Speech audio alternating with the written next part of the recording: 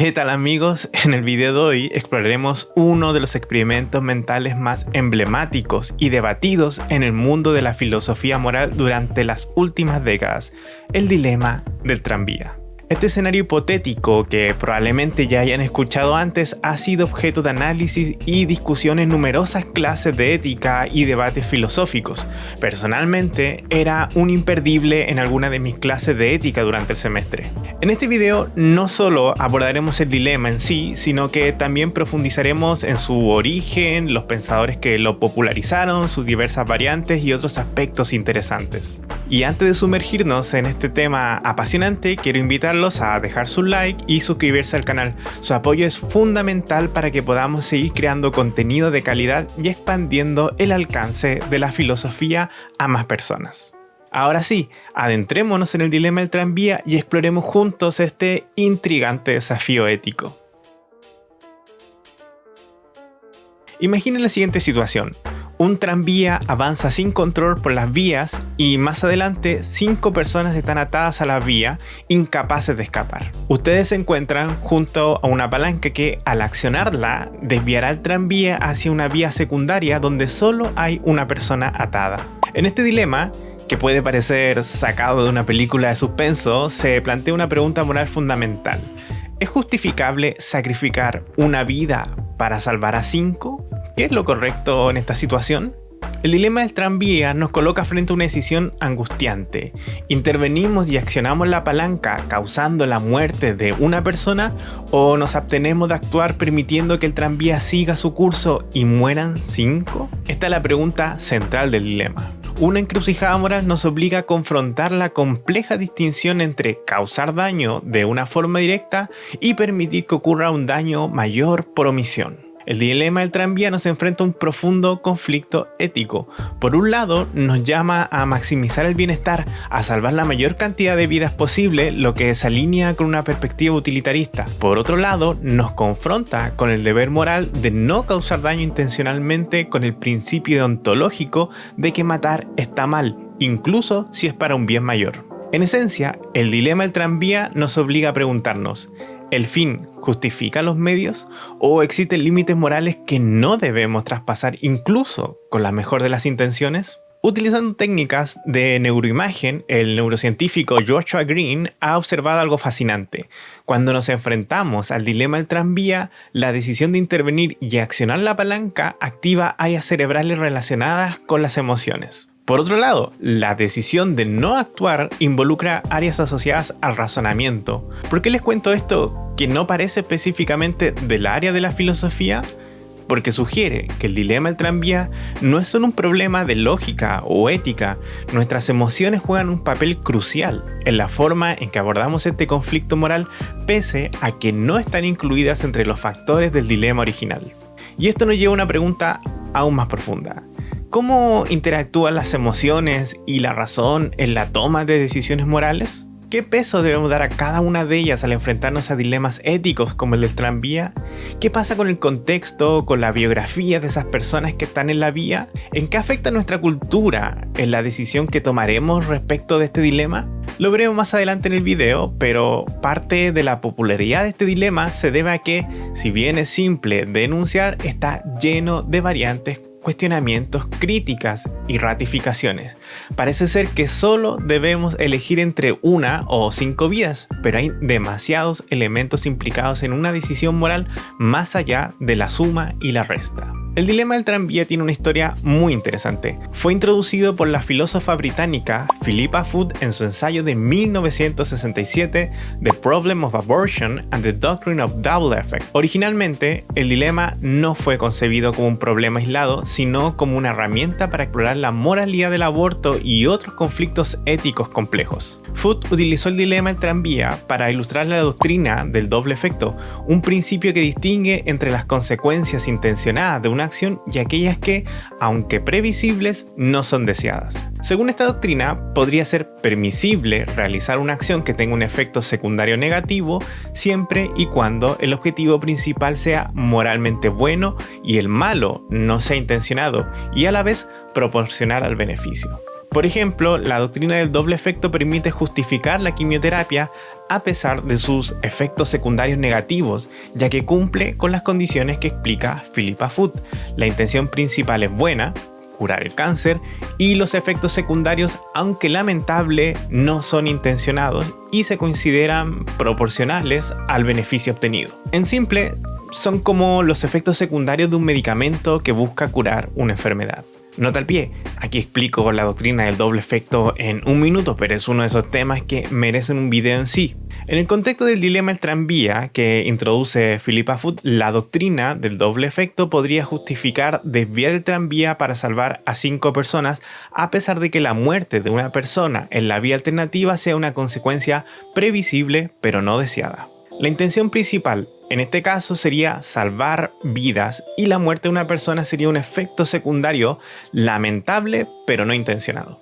En simple, no buscamos matar a esa persona, sino salvar a las otras 5. Además, Foot empleó el dilema para explorar la diferencia entre las obligaciones negativas, que se refieren a la obligación de abstenerse de hacer daño a otros, y las positivas, que implican la obligación de actuar para hacer el bien. Posteriormente, Judith Jarvis Thomson se vuelve ampliamente reconocida por haber identificado y nombrado el dilema del tranvía como tal, catapultándolo a la fama en la filosofía moral contemporánea. Su artículo de 1976, Killing, Letting Die and the Trolley Problem, es considerado el punto de partida de la literatura académica sobre el tema, estableciendo el dilema como un área de estudio por derecho propio. Thomson no solo popularizó el dilema original, sino que también creó varias variantes influyentes que exploran diferentes aspectos de la moralidad. Una de las más famosas es la variante del hombre gordo o el hombre en el tejado, que presenta un escenario donde la única forma de detener el tranvía es empujar a un hombre obeso desde un puente hacia la vía para detener este vehículo. Esta variante destaca la diferencia intuitiva entre desviar una amenaza existente, como en el dilema original, y crear una nueva amenaza, como en el caso del hombre gordo, generando un debate sobre la permisibilidad moral de causar daño directamente para salvar vidas. Thomson utilizó el dilema del tranvía para examinar la doctrina del doble efecto mencionada por Philippa Foot.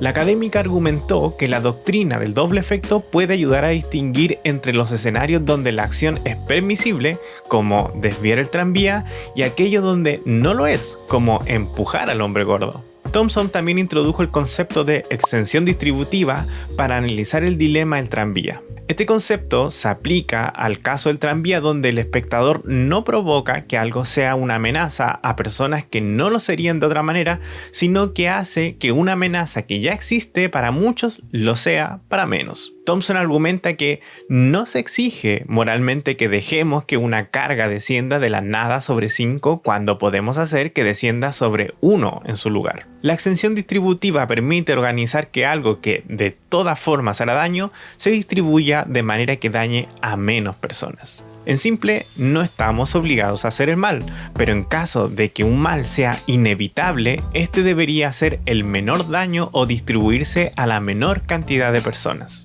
Un punto importante que no quiero dejar pasar de la reflexión de Thomson es la crítica a la intuición utilitarista. Sé que esto no lo he definido porque lo abordaremos posteriormente en el video, pero quedémonos con esta idea.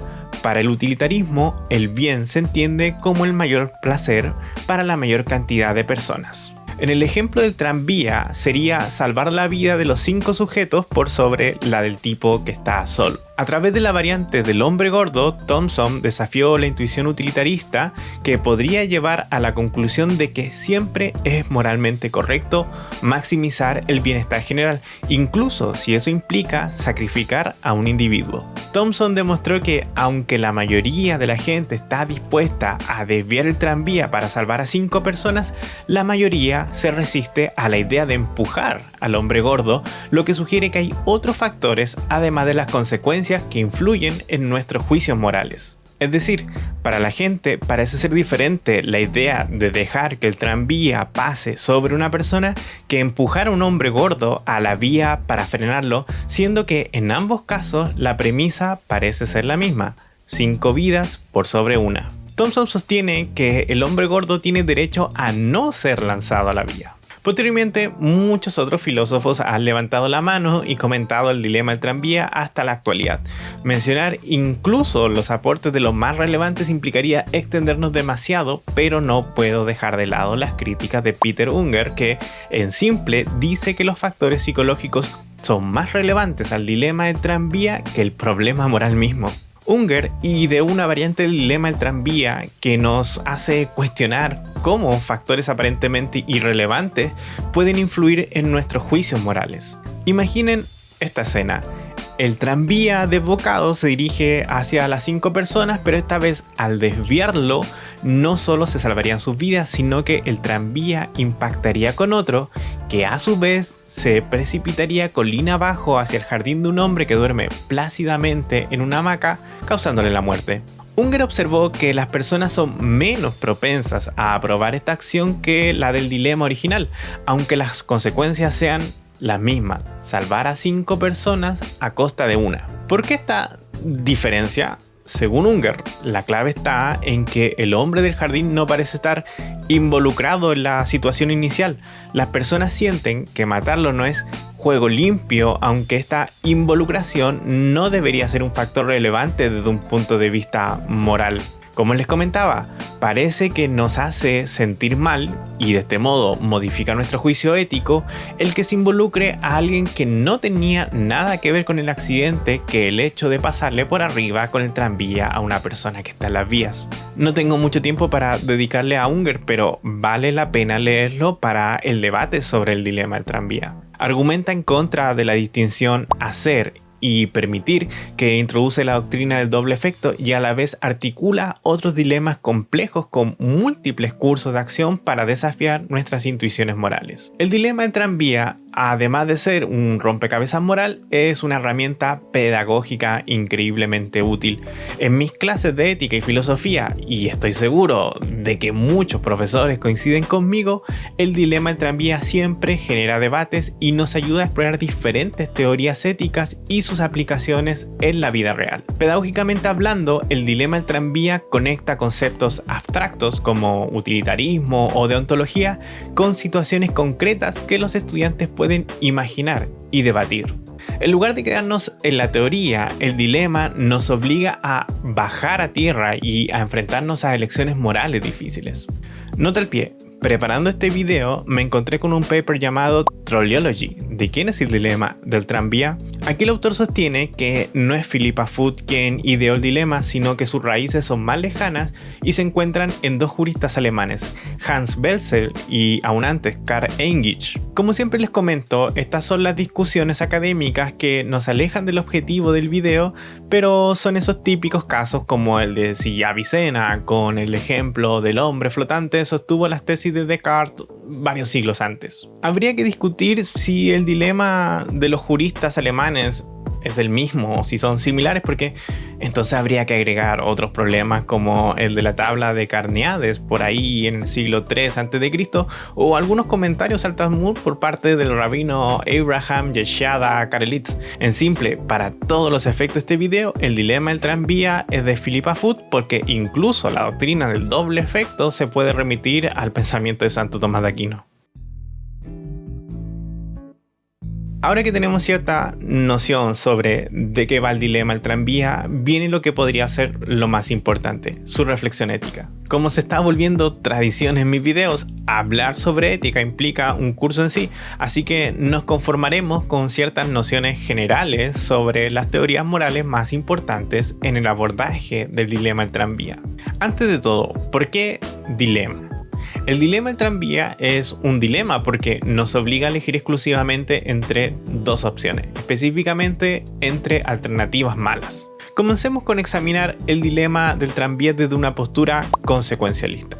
Las éticas consecuencialistas evalúan la moralidad de una acción basándose únicamente en sus consecuencias. Si las consecuencias son positivas, la acción es moralmente correcta, de ahí consecuencialismo. El objetivo principal es lograr el mejor resultado posible, maximizando el bienestar general. Podríamos decir que la reflexión moral es una especie de ecuación que sopesa los aspectos positivos de las situaciones en relación con los negativos. Existen varias teorías consecuencialistas, pero la más conocida es el utilitarismo. El utilitarismo postula que las decisiones correctas son aquellas que producen la mayor felicidad y el menor sufrimiento para el mayor número de personas. Jeremy Bentham y John Stuart Mill son figuras clave en el desarrollo del utilitarismo. El utilitarismo es tan importante en las éticas consecuencialistas que incluso muchas veces se entiende como una escuela ética en sí. Es decir, en clases no hablamos mucho de consecuencialismo, sino del utilitarismo. Desde una perspectiva utilitarista, la decisión correcta en el dilema del tranvía sería accionar la palanca para desviar el tranvía hacia la vía donde hay una sola persona, salvando así a las otras 5. Esto se basa en el principio de minimizar el daño y maximizar el bienestar general. En simple, es mejor salvar 5 vidas y solo perder una. Una forma de verlo es bajo el argumento del menor de dos males. Este principio establece que cuando se enfrentan dos opciones malas, se debe elegir la que cause el menor daño. En el dilema del tranvía, la intervención se considera el mal menor, ya que resulta en la pérdida de una sola vida en lugar de 5.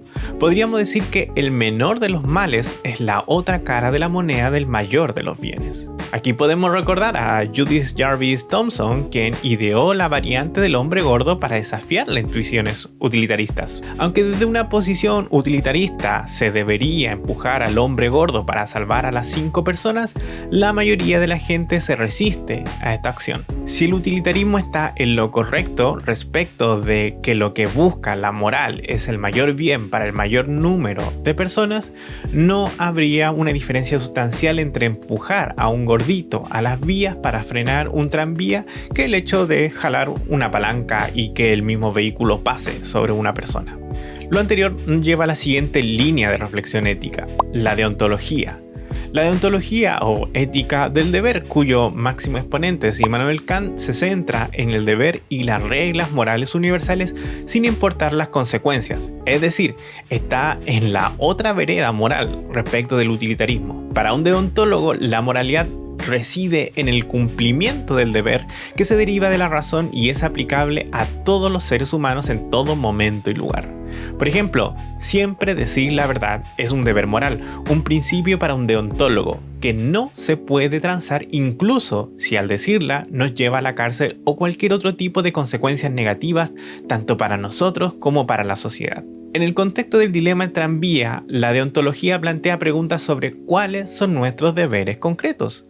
¿Es un deber no dañar a un individuo o es un deber salvar el mayor número de vidas posible? La deontología puede entrar en conflicto en el dilema del tranvía, ya que se podría considerar un deber respetar la vida de una persona que no se encuentra en peligro directo de ser atropellada, como que 5 personas merecen vivir más que una sola. Como ven, la deontología puede resultar inflexible en situaciones donde seguir estrictamente las reglas morales conduce a resultados contraproducentes. Una forma de resolver el dilema sería no hacer nada. Desde una perspectiva deontológica, no hacer nada puede justificarse argumentando que existe un deber moral de no interferir en el curso natural de los eventos, especialmente si esa interferencia implica causar daño directo a otra persona. Immanuel Kant creía que existen leyes morales universales dadas por la razón y la moralidad está por encima de las consecuencias. En este caso, el deber podría interpretarse como respetar el derecho a la vida de quienes ya están en peligro sin tomar una acción que activamente cause la muerte de otro individuo. ¿Qué piensan ustedes? Respecto de la variante del hombre gordo, la deontología tiene las cosas más claras. Los filósofos influenciados por Kant argumentan que no debe usarse a los seres humanos como un medio para salvar a otros. Por lo tanto, sería moralmente incorrecto empujar al hombre gordo, ya que se le estaría utilizando como un medio para detener el tranvía. No importa que el beneficio sea mayor, siempre está mal utilizar a una persona para el provecho de otros. Finalmente, podríamos meter al juego a la ética de la virtud, cuyo mayor representante es Aristóteles. La ética de la virtud se centra en el carácter moral de la gente y en las virtudes que debe cultivar. En lugar de preguntar ¿Qué debo hacer? Como era el caso de las líneas anteriores, la ética de la virtud pregunta ¿qué tipo de persona debo ser? Es decir, las personas buenas y virtuosas realizan acciones buenas y virtuosas.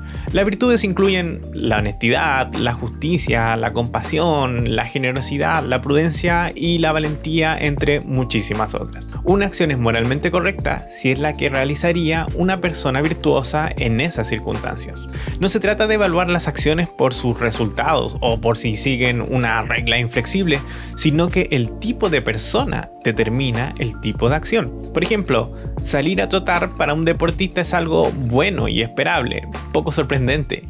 Que yo salga a trotar a estas alturas de mi vida es casi heroico. Desde una perspectiva de la ética de la virtud, la decisión en el dilema del tranvía dependería de qué virtudes son más relevantes en la situación. Por ejemplo, la compasión podría motivar a salvar el mayor número de vidas posibles, mientras que la justicia podría exigir no sacrificar a un individuo inocente. Al igual que con la deontología, las cosas no son muy claras respecto del dilema del tranvía, pues la ética de la virtud puede ser criticada por parecer subjetiva y carecer de reglas claras para la toma de decisiones. Ahora, volviendo a la doctrina del doble efecto propuesta por Philippa Foot, esta intenta resolver el conflicto entre la deontología y el consecuencialismo. Afirma que es permisible realizar una acción que tiene tanto un efecto bueno como uno malo, siempre y cuando se cumplan ciertas condiciones. Primero, la acción en sí misma debe ser moralmente buena o neutral. Segundo, el efecto malo no debe ser el medio para lograr el efecto bueno. Tercero, la intención debe ser lograr el efecto bueno y el efecto malo debe ser solo un efecto secundario previsto pero no deseado.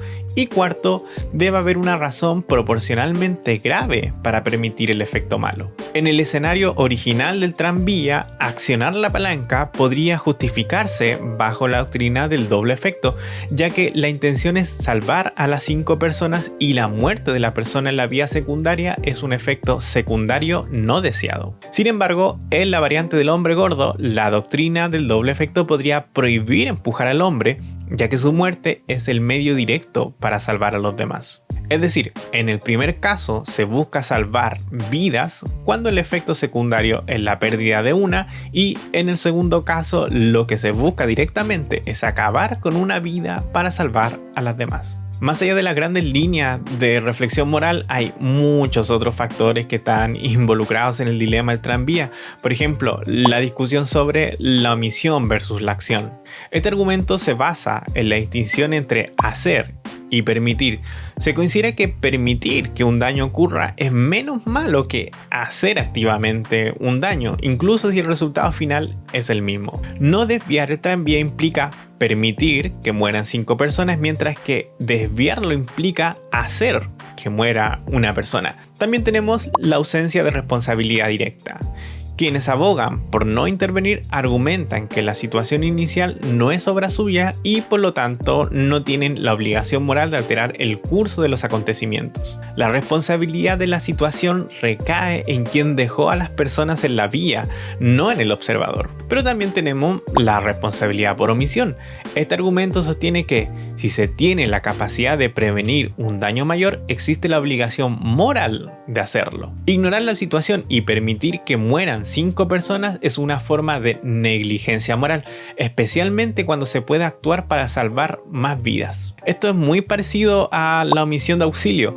En algunos contextos legales y morales, la omisión de auxilio se considera un acto reprobable, especialmente si la persona que omite el auxilio tiene la capacidad de ayudar sin ponerse en peligro. No intervenir en el dilema del tranvía podría considerarse una forma de omisión de auxilio, ya que está permitiendo que ocurra una tragedia que se podría haber evitado. Para cerrar este punto, podemos sazonar el dilema del tranvía de cientos de formas diferentes.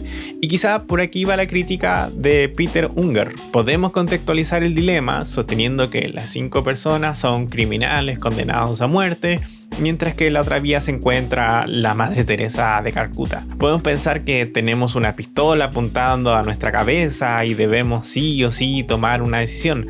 Podemos imaginar que el gordito al que vamos a lanzar a las vías ya le queda poco tiempo de vida por su pésima condición física y un largo, etc.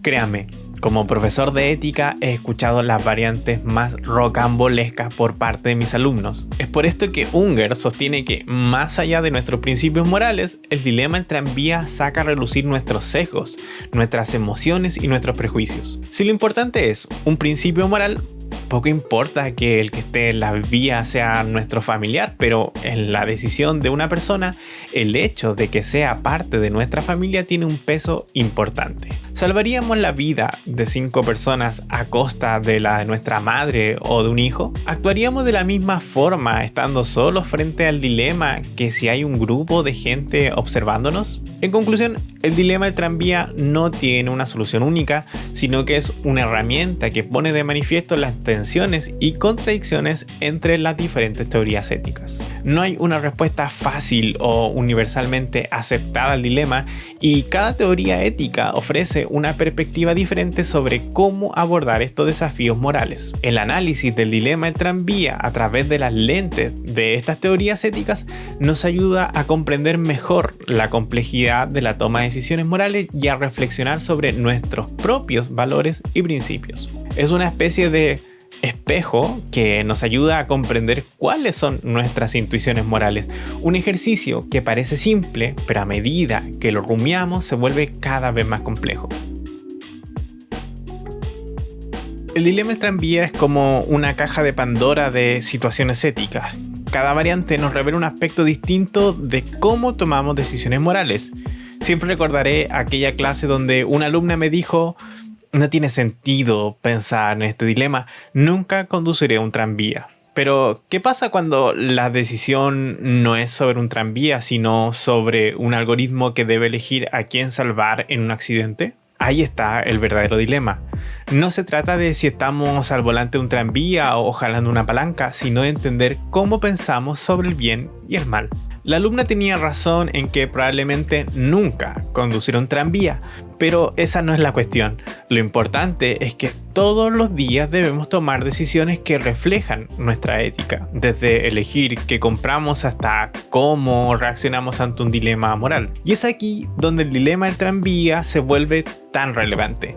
Nos obliga a pensar en nuestros valores, en lo que creemos que es correcto y en cómo aplicar esos principios a problemas complejos. Nos muestra que la ética no es solo un debate abstracto, sino una parte fundamental de nuestra vida cotidiana. Entonces, pasemos a revisar algunas variantes del dilema y cómo modifica la reflexión.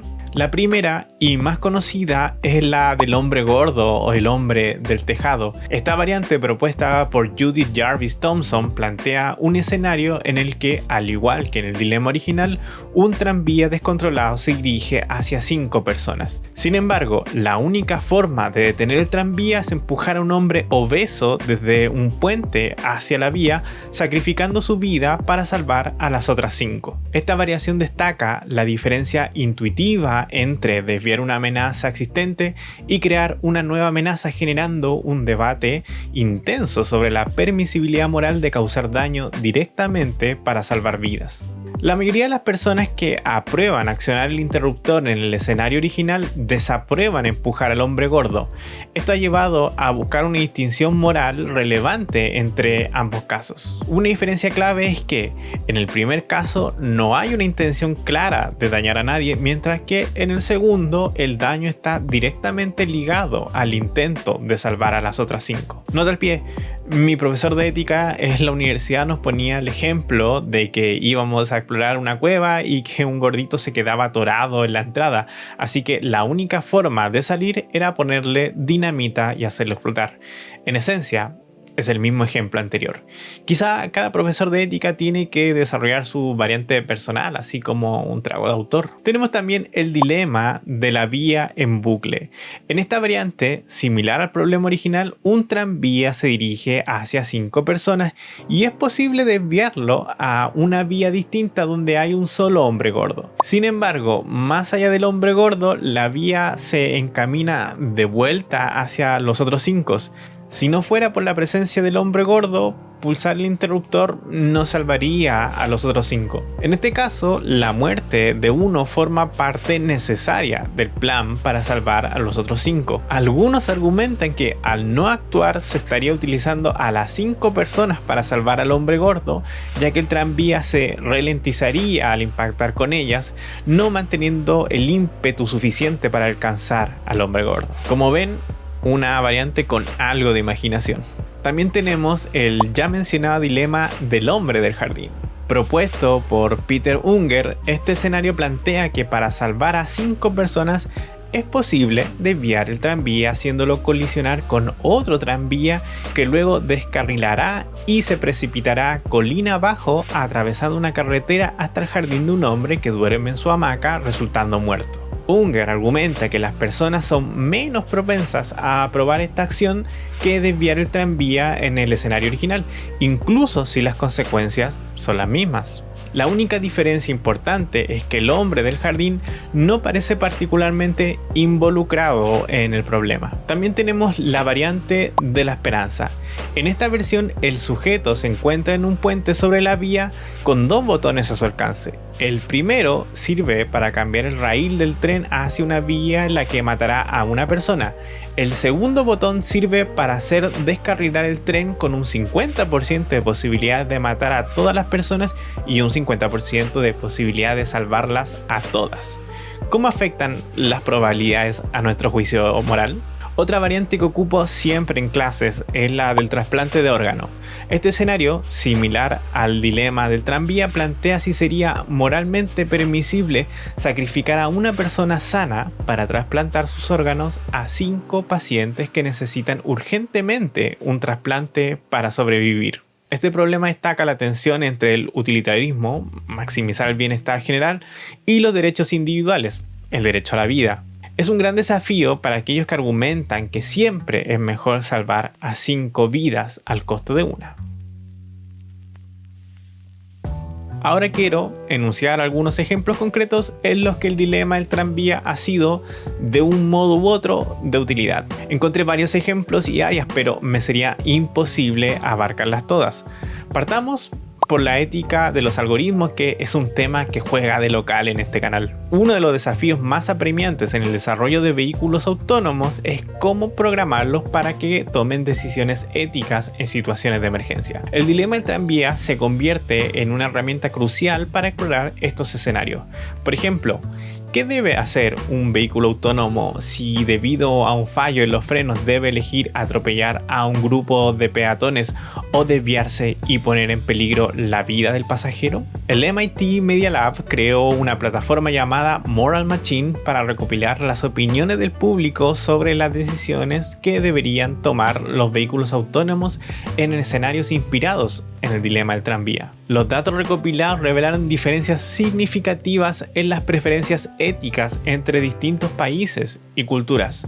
Esto subraya la importancia de considerar la diversidad cultural al diseñar algoritmos éticos para vehículos autónomos. De todos modos, algunos críticos argumentan que el dilema del tranvía, aunque útil, tiene limitaciones prácticas significativas y no aborda adecuadamente la complejidad de las situaciones reales en la conducción autónoma. Se necesita un enfoque más amplio que considere situaciones cotidianas y no solo escenarios extremos.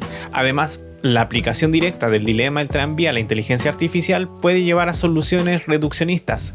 Rara vez un accidente vehicular se resume a la vida de un grupo por sobre una persona. En el ámbito de la medicina y los recursos sanitarios también ha tenido presencia el dilema. El dilema del tranvía tiene aplicaciones directas en la medicina, especialmente en la asignación de recursos limitados. Los profesionales de la salud a menudo se enfrentan a decisiones difíciles sobre cómo distribuir recursos como órganos para trasplantes, camas de hospitales o tratamientos costosos.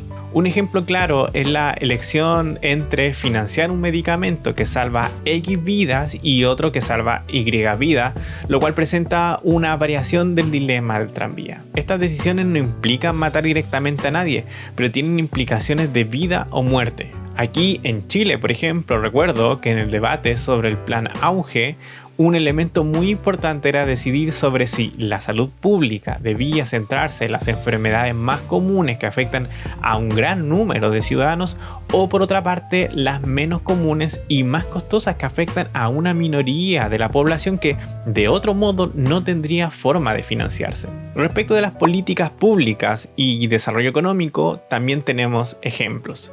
Los proyectos de desarrollo económico a menudo resultan en el desplazamiento de comunidades de bajos ingresos. El dilema del tranvía puede utilizarse para analizar éticamente si el beneficio económico general justifica el daño causado a estos residentes, como lo que ocurre con algunos proyectos mineros.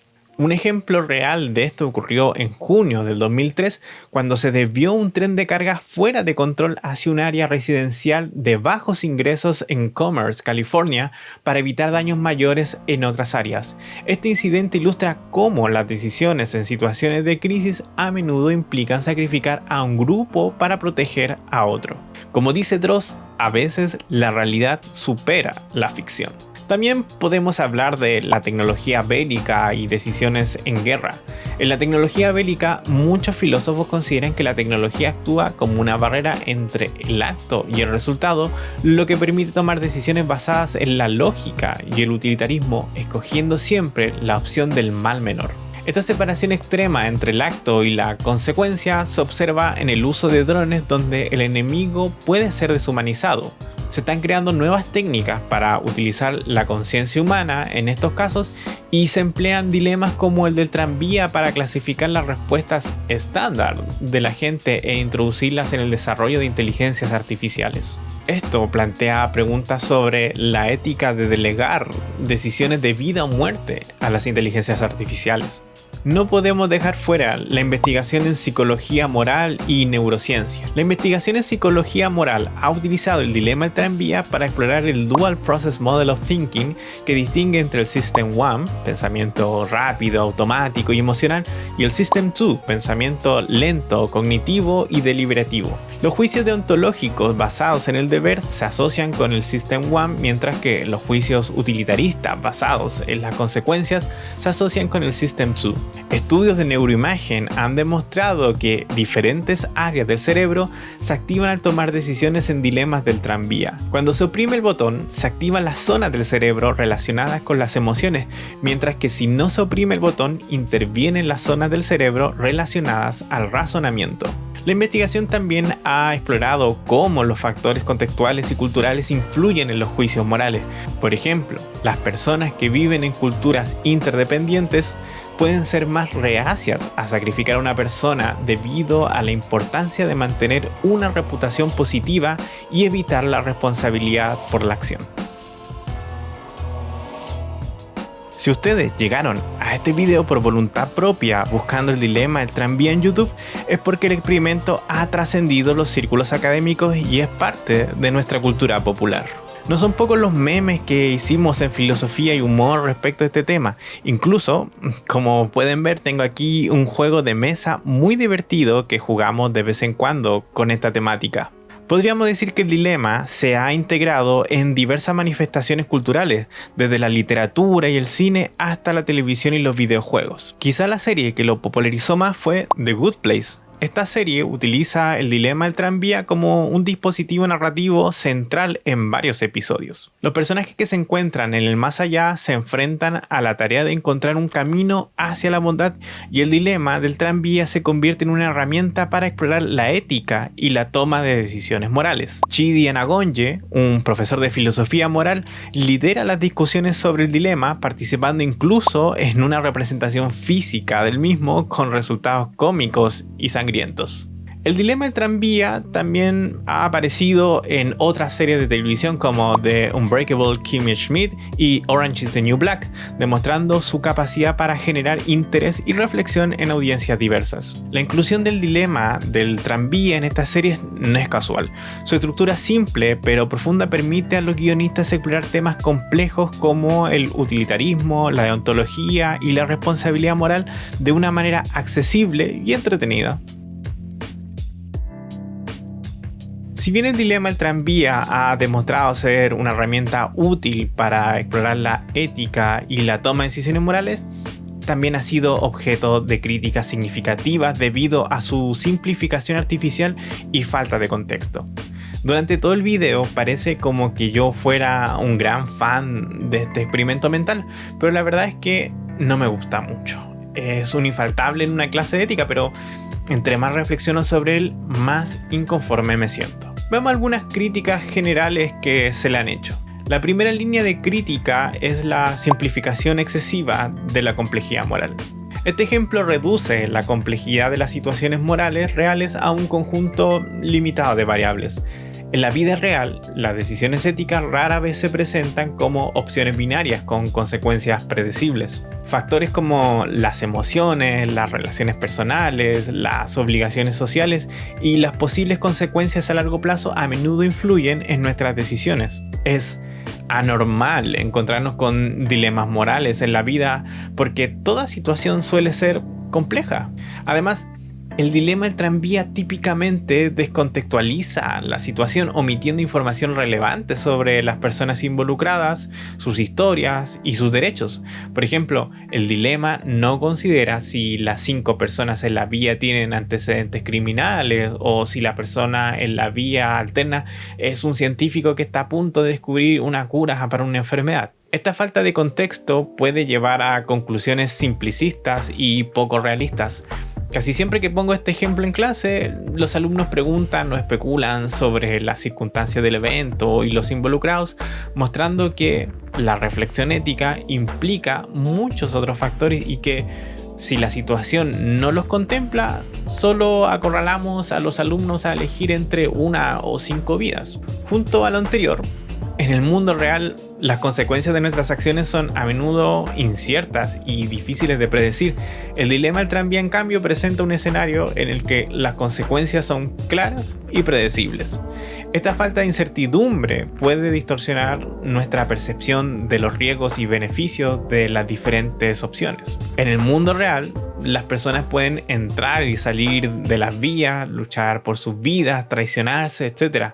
Por lo cual siempre hay un gran grado de incertidumbre cuando hablamos de las consecuencias de nuestras acciones. ¿Qué pasa si la persona a la que salvamos termina convirtiéndose en un asesino en serie como en la serie Monster?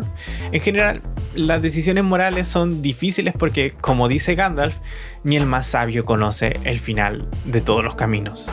Scruton, en su libro The Human Nature, lanza una crítica mordaz contra el uso de dilemas éticos como el del tranvía y en particular hacia cómo filósofos como Derek Parfit y Peter Singer los emplean para ilustrar sus posturas éticas. Según Scruton, estos dilemas tienen la peculiaridad de extirpar de la situación prácticamente toda relación moralmente relevante, reduciendo el problema a una mera cuestión aritmética. Scruton argumenta que el hecho de que alguien elija cambiar la vía para que el tren atropelle a una persona en lugar de 5 no implica necesariamente que esa persona sea consecuencialista. En otras palabras, la decisión en sí misma no define la filosofía moral subyacente. En su artículo de 2017, Nassim Jafari Naimi expone la naturaleza reduccionista del problema del tranvía al enmarcar problemas éticos, argumentando que este enfoque sirve para apuntalar una versión empobrecida del utilitarismo. Jafari Naimi sostiene que el argumento popular de que el problema del tranvía puede servir como modelo para la moralidad algorítmica se basa en premisas fundamentalmente erróneas que favorecen a los más poderosos con consecuencias potencialmente nefastas para el futuro de las ciudades. La segunda línea de críticas es la artificialidad de los escenarios. Los escenarios presentados en el dilema del tranvía son demasiado artificiales y poco probables.